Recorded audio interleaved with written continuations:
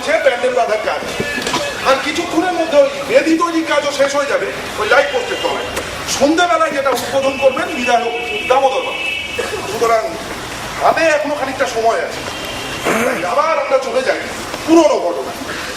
রিক্সাওয়ালা জগাকে গেল কামড়ানোর পর থেকে জনরোষ কিন্তু আরো বাড়তে লাগলো। অবশ্য শেষ পর্যন্ত এ নিয়ে আমাদের একটা সভাও ডাকতে হয়েছিল ওই আশুবাবুর বাড়ি। সে কথায় পড়ে আছে। ঠিক এই সময় অন্য সকলের মতো আমিও মাঝে মাঝে বিভ্রান্ত হয়ে পড়তাম যে সত্যিই কি গেল মিথ্যে আর অন্যায়ের বিরুদ্ধেই এইসব কাণ্ড কারখানা করে। একদিনের কথা বলি, সন্ধ্যেবেলা এই পার্কের বেঞ্চেই বসে আছে।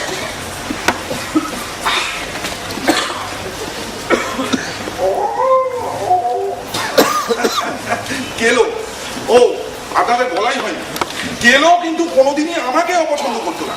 তাই বোধ হয় আমি আসার খবর পেয়ে লেজ নাড়তে আরম্ভ করেছে। গেল বুঝতে পেরেছি, আচ্ছা ঠিক আছে ঠিক আছে। আরে বাবা খিদে পেয়েছে, হ্যাঁ বলতে পেরেছি। আচ্ছা চুপ করে শুনে থাক, আমি দেখছি কি করা যায়।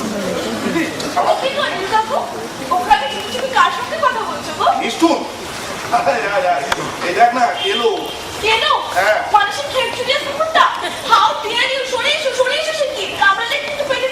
আরে না না এখন আর 14টা দিতে হয় না। কামড়াবে কেন? দেখছিস বেচারি সারাদিন খাওয়া জোটেনি।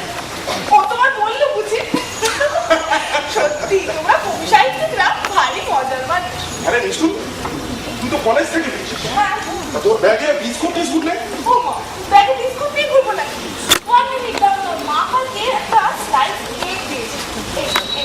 ওরে বাবা এ তো কেন রাজকীয় বলে। আয় আয় আয় আয় তুইও দে, দেখ তোর সঙ্গেও কেমন বন্ধুত্ব হয়ে যাবে। আয় আয়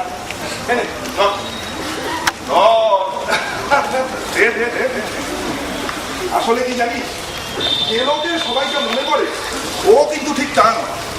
আমি দেখেছি মিথ্যে আর অন্যায়ের বিরুদ্ধে ও যত লড়াই। তাই বুঝি? ও মা কি কিউট, কি সুন্দর টমেটো করে খাচ্ছে দেখো। আহা গো বেচারি নিশ্চয়ই খুব খিদে পেয়েছে। এই দুষ্টু শুধু শুধু বাবু কখনো কাঁদাবে না কিন্তু। ওই দেখো লেজ নাচছে। আসলে কি জানিস জগতে সকলেরই নিজস্ব কিছু কথা থাকে, চাওয়া পাওয়া থাকে। সে মানুষই হোক আর পশু পাখি হোক, কজনীরা বোঝে বল।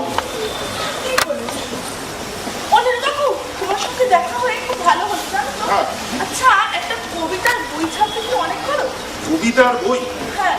কবিটিকে তুই নাকি? মাথা খারাপ? আমি না, আমি কেবল পড়তে পারি, কবিতা পেলেই পড়ি। তা কার কার কবিতা পড়েছিস? শুনি শক্তি, সুভাষ, নীরেন্দ্রনাথ, শঙ্খ ঘোষ থেকে জানিস। তোমার কবিতা